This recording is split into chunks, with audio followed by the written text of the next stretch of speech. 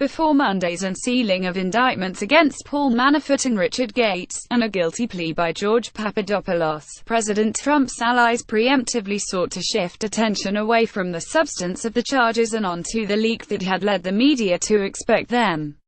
There are strict laws against any of this type of leaking of grand jury activity, New Jersey Gov. Chris Christie said on CBS's Face the Nation on Sunday.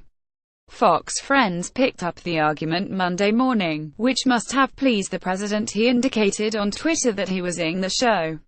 Yet when court documents were subsequently made public, it became clear that special counsel Robert S. Mueller III actually had kept a lot of information under wraps. Though CNN had reported on Friday that indictments were imminent, the number, nature and targets of the charges were unknown. The secrecy around Papadopoulos was particularly notable. The former foreign policy advisor to Trump's campaign was charged in July with making a false statement to FBI agents, a development that went unreported for 3 months. His guilty plea on October 5 also was kept quiet. What's more, it is unclear whether Friday's heads-up about impending indictments came from a member of Mueller's team at all. CNN did not name its source and, as George Washington University law professor Jonathan Turley pointed out when asked about the leak on Fox Friends, defendants' legal teams often receive advance notice of charges, as a courtesy. The leak could have come from someone connected to Manafort or Gates. The reality is that Mueller's team revealed little, if anything, to the media about the actions it ultimately disclosed on Monday. But Trump's team said plenty. On Monday night, The Washington Post's Robert Costa, Philip Rucker and Ashley Parker reported in intimate detail on how the day had unfolded at the White House.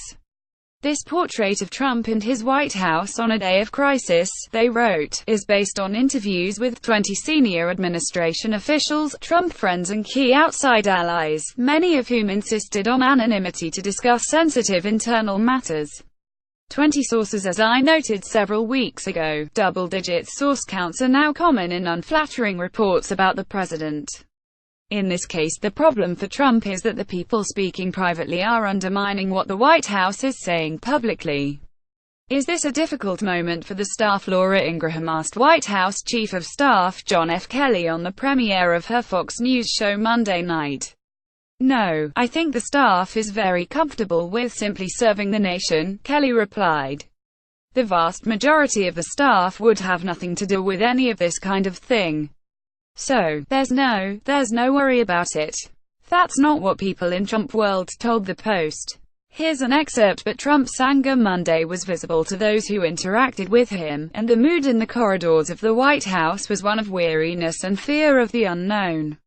As the president groused upstairs, many staffers, some of whom have hired lawyers to help them navigate Mueller's investigation, privately speculated about where the special counsel might turn next.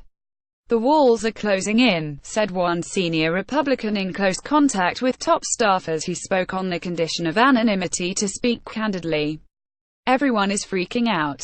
As the president's top advisors try to project serenity while on the record in the midst of Mueller's investigation, Trump's real league problem is not with the special counsel's office but with his own team.